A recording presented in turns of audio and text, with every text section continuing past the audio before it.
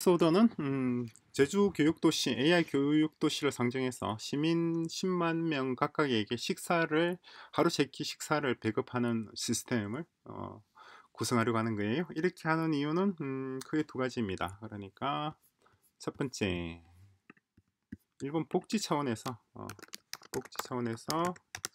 모든 시민에게 어, 하루 세 끼를 제공하는 것이 하나고, 두 번째는 이렇게 함으로써 1인당 식비 부담을 기존 도시의 2분의 1 이하로 감소, 절감이라고 할까요? 절감할 수 있는 방안이에요. 그 대량 생산, 대량 공급이고, 그러니까 그 방법은 뭐냐니까, 대량 생산, 대량 공급, 자동화, 거기다가 AI까지 들어가는 이 네 가지를 통해서 지금 한 사람당 그러니까 예를 들어 학교에서 급식하는 학생들이 한 끼당 예를 들어서 5,000원이 된다고 한다면 2,500원으로 동일한 품질의 식사를 제공할 수 있는 기술적 방안을 제시하는 거예요. 어떤 의미인지가 되시죠? 그렇다고 해서 모든 시민이 하루 세 끼를 다 도시가 공급하는 식사만을 먹는다는 건 아니에요. 그래서 시민은 선택할 수 있어요. 시민은 그러니까 도시 공급하는 도시락과 자기가 예를 들어서 개인 취향의 레스토랑 중 언제든 선택. 하루 두 끼는 도시에서 제공하는 식사 도시락을 먹고, 한 끼는 자기가 좋아하는 분위기 좋은 레스토랑 가서 식사하고, 이렇게 되는 거예요. 도시락은 어떤 형식이냐니까 이런 형식으로 들어간다고 생각하면 됩니다. 도시락, 그러니까 도시락이라 그러면 일본이 제일 깔끔하게 잘 만들어요. 그래서 일본의 점심 도시락 같은 경우 나오는 거 이런 형식이 되잖아요. 그러니까 이런 도시락을 도시 10만 명이면 10만 명에게 이런 형태의 도시락을 제공하는데, 메뉴를 일단 100가지를 중에서 선택할 수 있도록 했어요. 그래서 자기 입맛에 맞는 메뉴 중에서 100종의 도시락 중에서 하나를 선택할 수 있도록 그런 식으로 하고, 이 도시락은 시민들 각각이 소비자가 있는 곳에 바로 전송을, 그러니까 도시가 배송을 합니다. 그러니까 배달의 민족 같이 오토바이 타고 가는 것이 아니라 도시에 설치되어 있는 물류 터널과 물류 로봇을 통해서 식사를 생산하는 장소에서 소비하는 장소까지 배송을 한다, 이 말이에요. 그래서 이 프롬프트 내용을 한번 천천히 보시기 바랍니다. 그리고 밑에까지 여기까지예요. 자, 다 보셨나요? 그러면 이 내용을 넣고 딥식에게 한번 네가 생각하는 대로 한번 해봐라, 내가 지시한 대로 해보라고 이렇게 얘기를 했어요. 자, 얘기했더니 역시나 상당히 재밌는 생각을 합니다. 저는 확실히 영어로 적혀 있는 거 보는 게 더 재미있어요. 그리고 이제 그것을 다시 이렇게 자기 생각을 추가를 한 거예요. 이거는 물론 지금 여기 적혀 있는 거는 굉장히 단순하고 짤막하게 한 거고, 실제 우리가 프롬프트를 나중에 실제 도시를 건설한다 그러면 지금보다는 100배 이상 정교하게 프롬프트를 작성을 해야 돼요. 그러니까 이거 그냥 맛보기로 생각하고 보셔야지 이대로 한다는 건 아닙니다. 자, 어쨌거나 프로세서, 식단 관리 딥식은 이런 역할을 하고, 식재료 생산은 이런 걸 하고, 이렇게 한다는 얘기예요. 그죠? 자동 조리 로봇도 마찬가지 넣고, 배송 경로, 품질 관리, 폐기물 관리, 긴급 대응 다 하는 겁니다. 그래, 딥식 인스턴스를 대략 100종 정도, 100개 정도를 파인 튜닝을 하는 겁니다. 하나의 딥식 인스턴스가 모든 걸 다 잘할 수는 없잖아요. 그죠? 사람도 마찬가지. 사람이 모든 걸 다 잘할 수 없죠. 특정 개인이. AI도 마찬가지죠. AI도 특정한 AI가 모든 걸 다 잘할 수는 없으니까 분야별로 전문화 시키는 거예요. 요게 싸게 친다, 이 말이에요.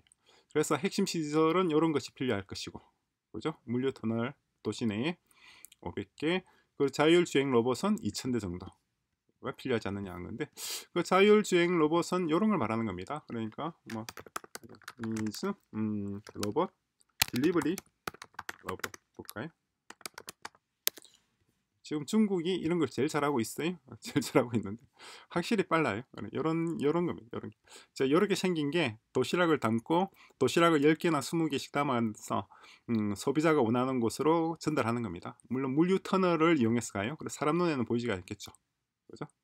이건 너무 크고, 너무 크고 요거는 뭐 식자재 운송할 때는 이런 거 쓰면 되겠네요. 그러니까 도시락을 배송하기 위해서는 도시락을 만들어야 될 거 아니에요.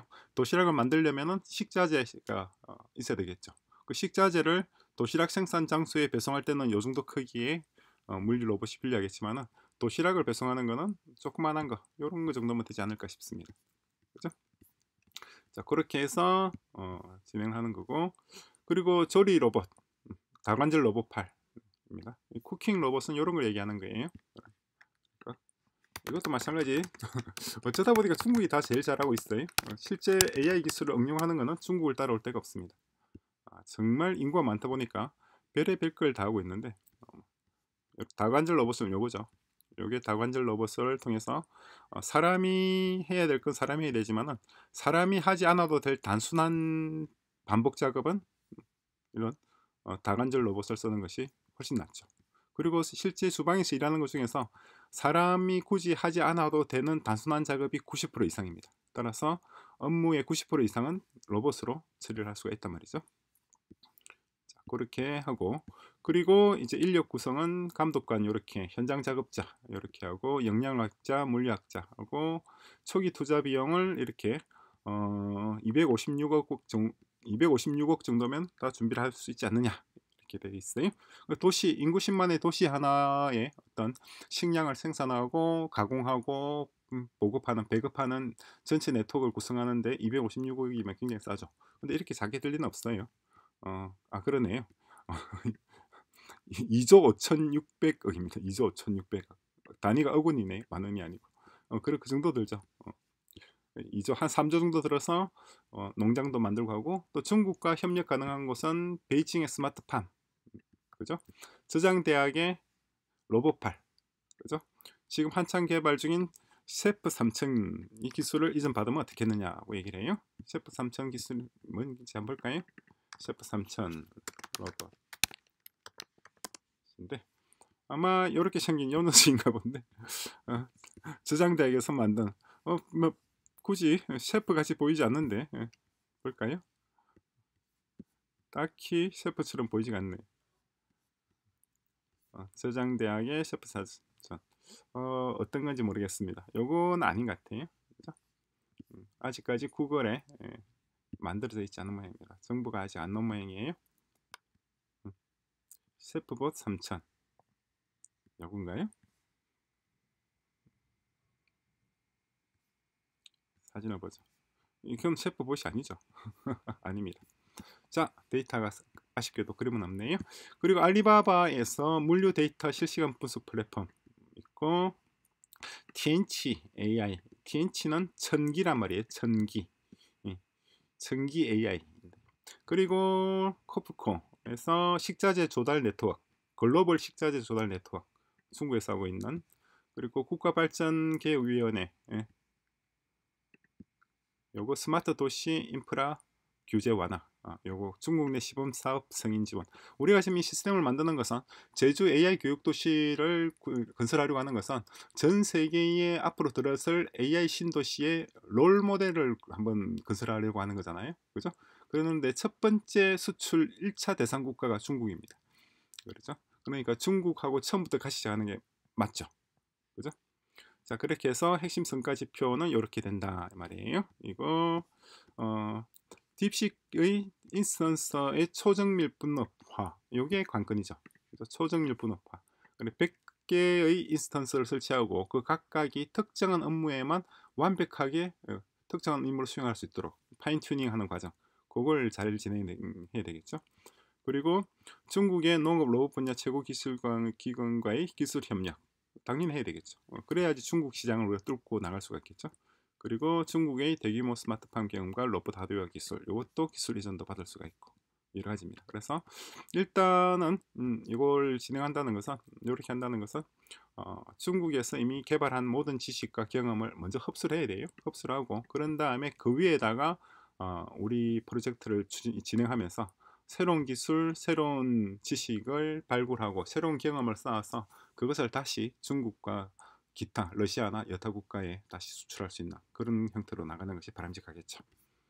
자, 이렇게 해서 간단하게 식사 네트워크입니다. 이 네트워크를 우리가 구성한다면은 딥식 같은 LLM 모델을 파인 튜닝해서 도시 10만 명에게 하루 3끼를 다 보급할 수 있는 그런 시스템을 구성한다면 일단 시민복지 차원에서 모든 시민이 하루 3끼를 정말 고급 식사, 호텔의 런치 도시락 수준의 도시락 식사를 할 수가 있다는 것 하나 하고, 그럼에도 불구하고 식사 비용을 기존 도시의 2분의 1 이하로 줄일 수 있다는 거, 그게 가장 큰 메리트가 되겠죠.